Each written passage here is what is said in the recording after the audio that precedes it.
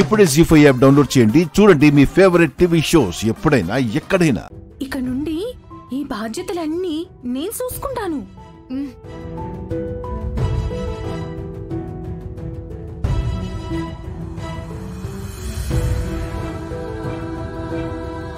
జాబిల్లి, ఇక్కడ విషయాలు నీకేమీ తెలియదమ్మా. నెమ్మదిగా అన్నీ తెలుస్తాయి. పున్నమిని దత్తత తీసుకుంది మాకు పిల్లలు లేరు అని కాదు. పున్నమికి మాకు ఏదో విడదీయరాని బంధం ఉందని మా బిడ్డలా స్వీకరించాం. నువ్వు తిరిగి ఇంటికి వచ్చినా కూడా మీరిద్దరూ అక్కా చెల్లెలలాగా ఉండాలని ఎప్పుడో అనుకున్నాం.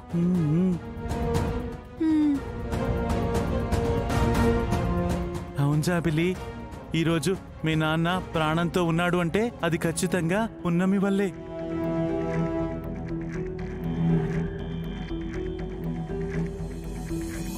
అమ్మా, పున్నమి కూడా నీతోనే ఉంటుంది. నేను ఇంతకు ముందు కూడా పున్నమికి మాటిచ్చాను. పున్నమి కాదు, నారాయణమ్మ కూడా ఇక్కడే ఉంటుంది. పున్నమితో పాటు నారాయణమ్మ కూడా ఇక్కడే ఉంటుందమ్మా.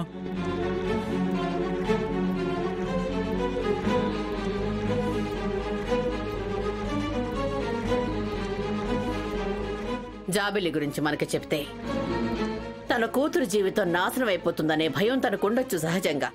కానీ తన బిడ్డ కోసం స్వార్థంగా ఆలోచించకుండా నిస్వార్థంగా మన జాబిలి గురించి చెప్పింది. అలాంటి మంచి మనుషులు మన ఇంట్లో ఉంటారు, ఉండాలి.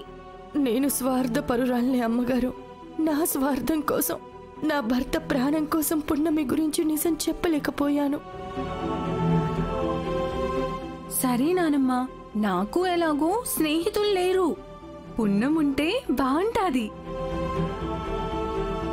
ఈ రోజు నుండి నేను పున్నమి అక్క సెల్లలాగే ఉంటాం నానమ్మా. నేను చెప్పానా నా జాబిల్లి మంచిది, ఒప్పుకుంటుంది అని.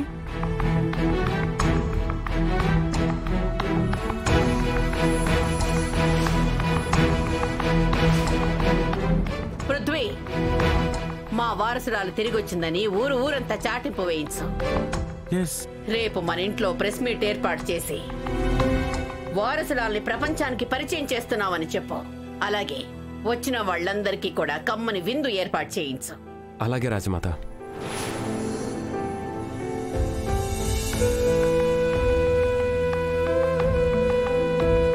ఇలా జరగడానికి వీల్లేదు.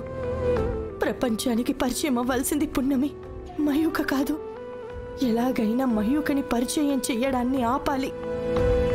పున్నమి, జాబిల్లికి గది రెడీ చేయించు. నానమ్మా, వేరే గదెందుకు? ఇంతకాలం నాన్నకి దూరంగా ఉంది. ఇప్పుడైనా నాన్న గదిలో ఉంటూ నాన్నకి దగ్గరగా ఉంటుంది నానమ్మా.